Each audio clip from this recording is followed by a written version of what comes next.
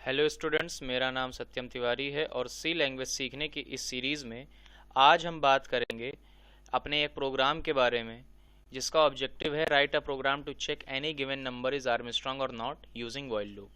Previous lecture में हम लोगों ने बात की थी कि लूप क्या होता है, उसका बेसिक कॉन्सेप्ट क्या होता है, और हम लोगों ने व्हाइल लूप का एक ब्रीफ इंट्रो लिया था जिसमें हम लोगों ने व्हाइल लूप के जरिए एक सैम्पल प्रोग्राम बनाया था जिसमें हम लोगों ने 5 बार आउटपुट स्क्रीन पर वेलकम को प्रिंट कराया था। आज हम लोग व्हाइल लूप के जरिए कुछ एडवांस प्रोग्राम्स को पढ़ने वाले हैं।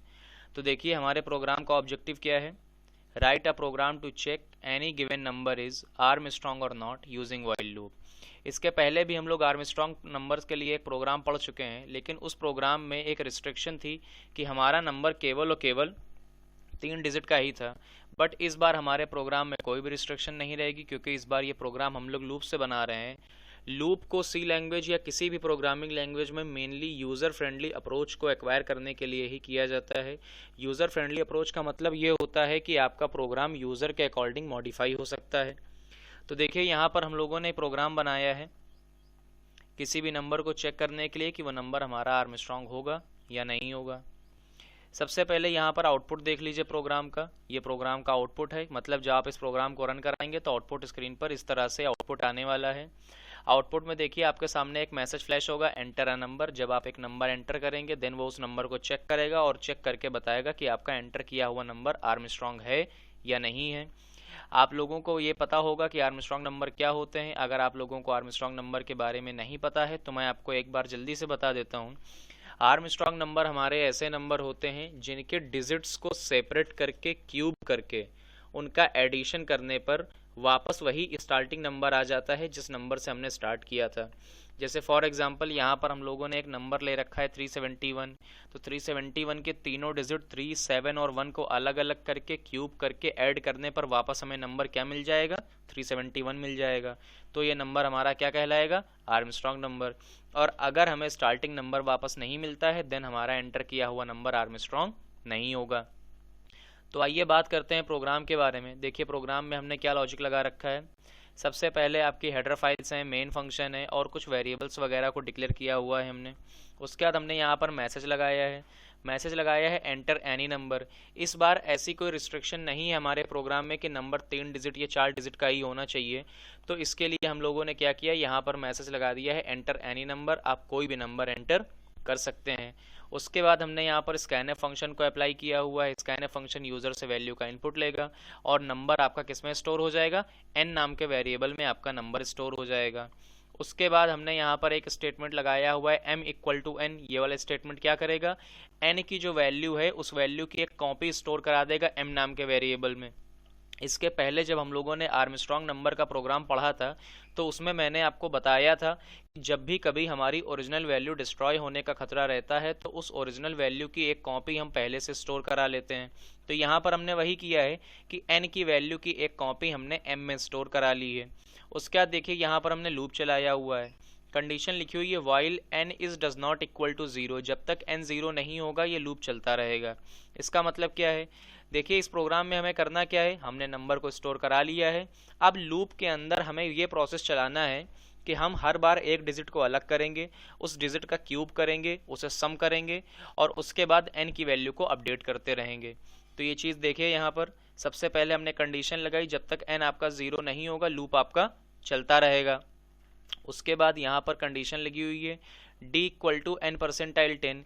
ये वाला स्टेटमेंट आपका लास्ट का डिजिट अलग करेगा। फिर उसके बाद देखिए अगला स्टेप क्या लिखा हुआ है, s equal to s plus d into d into d. ये वाला स्टेप क्या करेगा, s में आपका एक डिजिट का क्यूब होगा और उसके बाद डिजिट तुम्हारा जो भी आपने निकाला होगा यहाँ पर उसका क्यूब कर करके वो इसी में ऐड करता रहेगा और ये वाला स्टेप n की वैल्यू को अपडेट करता रहेगा। आगे उसके बाद बात करते हैं। देखिए ये वाला प्रोसेस कैसे परफॉर्म होगा, इसके लिए मैंने यहाँ पर एक ड्राई रन बनाया है। प्रोग्राम की जो बैकग्राउंड फंक्शनिंग होती है उसे ड्राई रन के नाम से जाना जाता है। ये देखिए हमने यहाँ पर ड्राई रन लिखा हुआ है कि आपका लूप किस तरह से स्टेप बाय स्टेप एग्जीक्यूट होगा।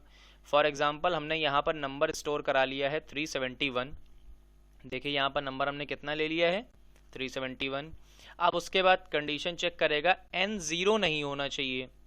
हमारी कंडीशन बिल्कुल सही है, n हमारा 0 नहीं है।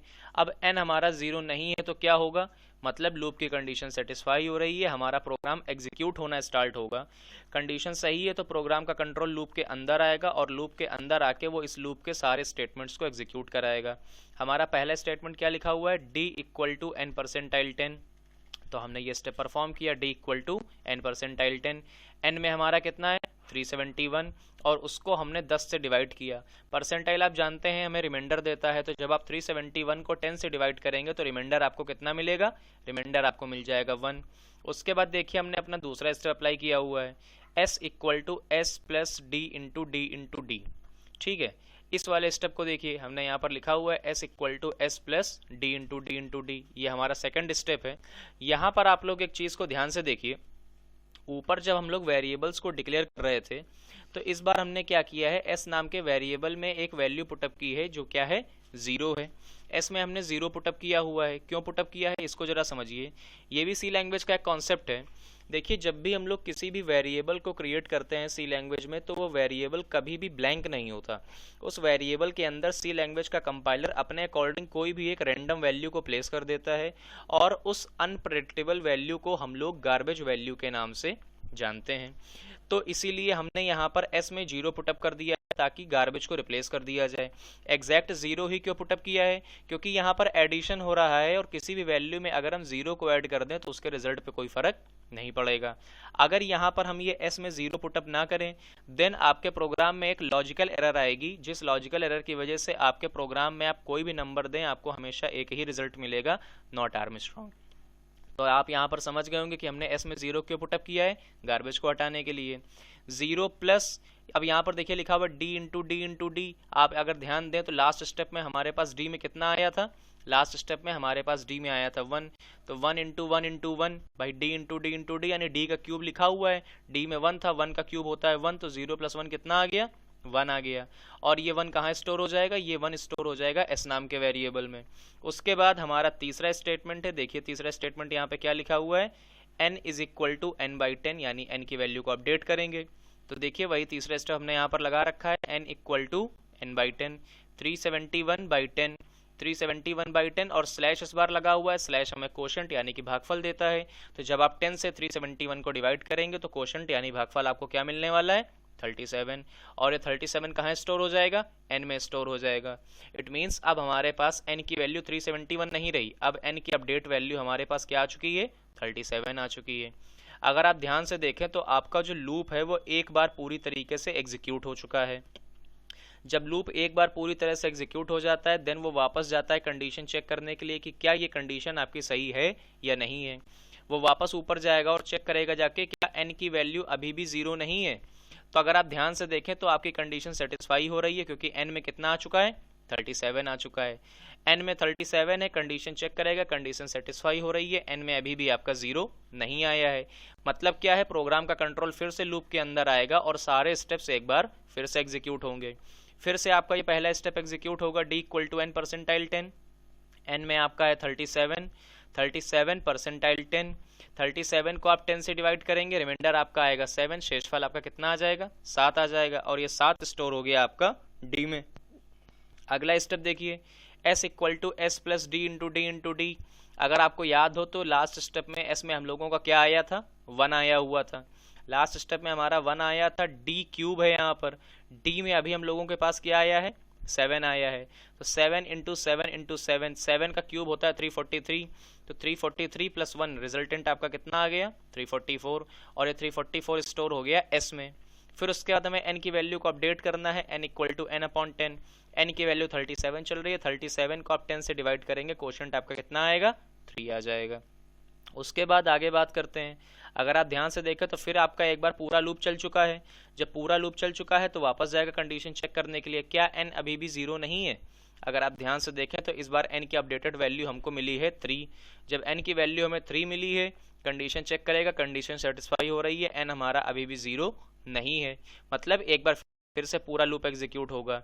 आप ध्यान से देखिए, फिर से लूप एग्जीक्यूट होगा, आपका d equal to n percentile 10, इस बार n में केवल 3 है, 3 परसेंटाइल 10, यहाँ पर रिजल्टेंट आ जाएगा 3। अब हो सकता है कुछ लोग यहाँ पर कंफ्यूज हों कि 3 को 10 से डिवाइड करने पर रिमाइंडर 3 कैसे आ गया। तो आप एक चीज़ समझिए, सी लैंग्वेज के पहले लेक्चर में मैंने आपको बताया था कि अगर दो इंटीजर वैल्यूज़ आपस में ऑपरेट होती हैं तो उनका रिजल्ट हमेशा इंटीजर ही आता है। जब आप 10 से 3 को डिवाइड करने की कोशिश करेंगे तो ये 0 टाइम जाएगा, क्योंकि फ्लोट में हम जा नहीं सकते हैं, तो 10 0 0 और रिमाइंडर आपका सीधा क्या आ जाएगा, 3 आ जाएगा। उसके बाद आपका अगला स्टेप है s equal to s plus d into d into d. S में आपका लास्ट टाइम आया था 344 और d में आपका है 3, तो 3 का क्यूब कितना हो जाएगा 27। 344 प्लस 27 आपका रिजल्टेंट आ गया 371। उसके बाद n equal to n by 10, n की वैल्यू है 3 अपॉन 10, क्वोशंट आपका कितना आ जाएगा 0, जैसा कि मैंने ही बताया। तो आप लोग एक चीज़ समझ लीजिए, जब भी किसी बड़े इंटीजर से छोटे इंटीजर को हम लोग डिवाइड करते हैं तो क्वोशंट हमेशा 0 आता है और रिमाइंडर हमेशा वो छोटी वैल्यू आ जाती है। इसके बाद हमारे पास n की अपडेटेड वैल्यू आ चुकी है 0। अब n की वैल्यू 0 है, जब एक बार फिर से पूरा लूप चल गया फिर कंडीशन चेक करेगा, n 0 नहीं होना चाहिए, कंडीशन चेक करेगा, बट इस बार कंडीशन फॉल्स हो जाएगी क्योंकि n हमारा 0 हो चुका है। अब n 0 हो चुका है तो कंडीशन आपकी क्या होगी, फॉल्स हो जाएगी, और कंडीशन फॉल्स होने पर आपका लूप टर्मिनेट हो जाएगा। इट मीन्स आपका लूप का एग्जीक्यूशन बंद हो जाएगा। पूरा लूप एग्जीक्यूट होने के बाद अगर आप ध्यान से देखें तो s नाम के वेरिएबल के पास डिजिट्स के क्यूब का सम आया है, और m नाम के वेरिएबल्स के पास हमने क्या रखा हुआ है, एक ओरिजिनल वाली वैल्यू की कॉपी रखी हुई है, क्योंकि n तो डिस्ट्रॉय हो गया ड्यूरिंग एक्सट्रैक्शन ऑफ डिजिट्स, लेकिन m के पास क्या है, m के पास एक कॉपी पड़ी हुई है और s के पास रिजल्ट आया है। तो बस डिजिट्स के क्यूब का सम निकालने के बाद हमने नीचे कंडीशन लगाई, अगर इनिशियल वैल्यू और रिजल्टेंट वैल्यू आपस में मैच करते हैं देन आपका नंबर क्या होगा, आर्मस्ट्रॉन्ग नंबर होगा, और अगर ऐसा नहीं है तो आपका नंबर आर्मस्ट्रॉन्ग नहीं होगा, एल्स में आके क्या प्रिंट कराएगा, नॉट आर्मस्ट्रॉन्ग। तो ये था हमारा प्रोग्राम आर्मस्ट्रॉन्ग नंबर को चेक करने के लिए, किसी भी नंबर को चेक करने के लिए कि वो नंबर आपका आर्मस्ट्रॉन्ग है या नहीं है। तो इस चीज़ को समझते हैं जरा। अब इसी प्रोग्राम को कंसोल पर भी देख लेते हैं, कंसोल पर ये प्रोग्राम किस तरह से फंक्शनिंग करेगा, समझिए जरा इसको। ये हमने प्रोग्राम बना रखा है किसी भी नंबर को चेक करने के लिए कि वो नंबर हमारा आर्मस्ट्रॉन्ग होगा या नहीं होगा। सबसे पहले इसे कंपाइल करा लेते हैं। हमने इस प्रोग्राम को कंपाइल कराया, कंपाइलेशन सक्सेस हो गया है, रन कराते हैं। हमने प्रोग्राम को रन कराया, आपके सामने मैसेज आ रहा है एंटर एनी नंबर, आप कोई भी नंबर एंटर करें। फॉर एग्जांपल हमने नंबर एंटर किया 371। जैसे आप एंटर करेंगे आपका नंबर क्या दिखाएगा कि ये एक आर्मस्ट्रॉन्ग नंबर है। आप अगर एक बार और रन करा के देखना चाहते हैं तो रन करा लीजिए। फॉर एग्जांपल हमने कोई दूसरा नंबर दिया 345, ये नंबर आपका आर्मस्ट्रॉन्ग नहीं है। तो दोस्तों ये था हमारा प्रोग्राम आर्मस्ट्रॉन्ग नंबर के लिए, जिसको कि हमने व्हाइल लूप से बनाया बिना किसी रिस्ट्रिक्शन के। आप किसी भी डिजिट के नंबर को चेक कर सकते हैं कि आपका वो नंबर आर्मस्ट्रॉन्ग होगा या नहीं होगा। अब अगर आपको ये प्रोग्राम और इसका लॉजिक समझ में आया है, और अगर आप इस तरीके के वीडियोस को और भी देखना चाहते हैं तो आप सौरभ इंस्टीट्यूट के चैनल को सब्सक्राइब करें, इस वीडियो को लाइक करें और अपने दोस्तों के साथ शेयर भी करें। Thank you, bye bye, thanks for watching.